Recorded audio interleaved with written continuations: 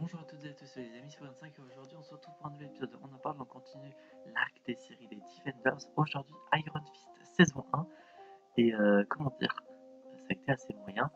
Euh, Personnellement, je m'attendais quand même à certains petits trucs, vu que ma seule connaissance bien de Iron Fist c'était dans Ultimate Spider-Man, du coup, vu que le personnage est présent dans l'équipe de Spider-Man.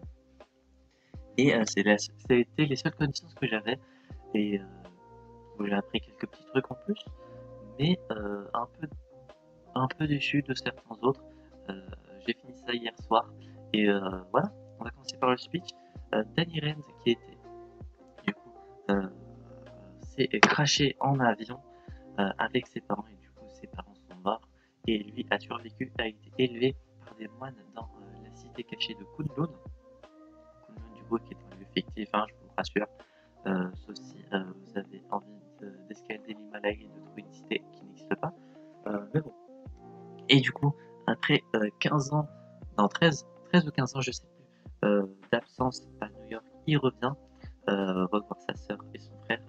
Et eux, bah du coup, forcément pensaient, son frère et sa sœur, je dis, mais c'est plutôt du coup des amis euh, de ses parents qui ont eu des enfants aussi.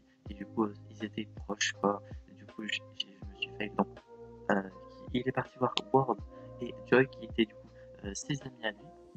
Forcément, eux, ils pensaient qu'il était mort. Du coup, ils pensaient que c'était un mec un peu fou. Et donc, l'objectif de Danny, c'est de protéger, enfin de retrouver du coup sa famille. Ouais, on peut dire sa famille de substitution. Et ensuite, affronter la main, du coup, qui est de retour dans cette série-ci, pourrait bien protéger par la suite Kunlun. Voilà pour la série.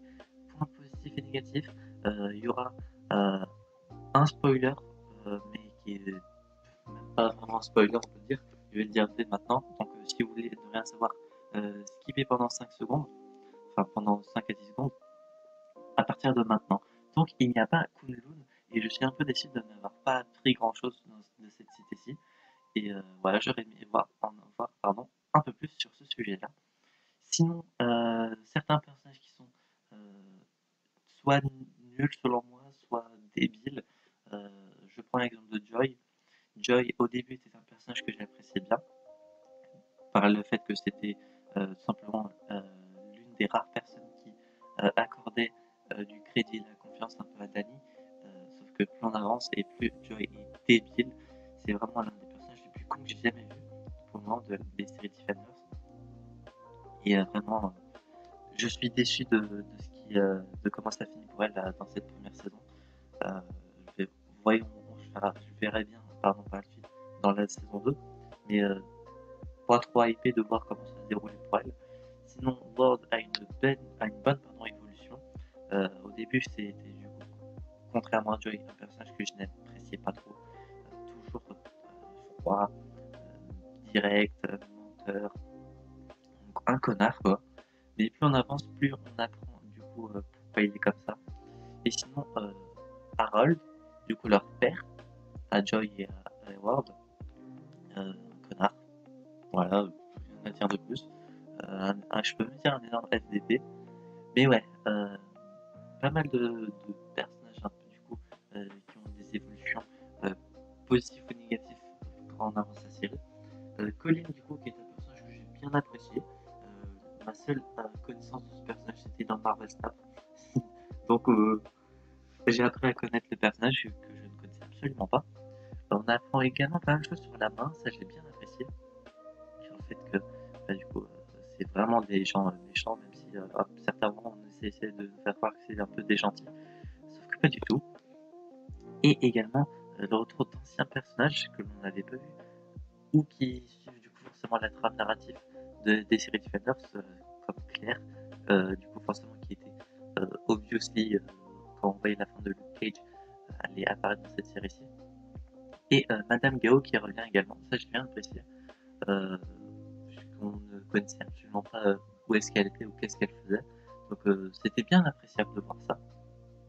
Et sinon, voilà en termes de points positifs et négatifs, j'ai dit pas mal de choses, hein, j'ai quand même pas mal de choses à dire à propos de la série. Est-ce que je suis hype pour la saison 2? Pas vraiment. Mais je serai obligé d'avoir de toute façon un moment pour continuer et finir cet arc des Defenders. La prochaine série, ça va être les Defenders. Ça, c'est vraiment la série que j'attendais le plus de regarder. Et ensuite, ça va être, je crois, Punisher saison 1, donc j'ai vraiment pas hâte. Vraiment, le Punisher, c'est un personnage qui me fait plus flipper qu'autre chose en termes d'action, donc j'ai vraiment pas hâte de regarder la série. Et sinon, pour la note sur 10, ça va aller sur un petit 6 sur 10. Malgré tout, j'ai passé quand même pas mal de moments appréciables. C'était pas nul à chier non plus.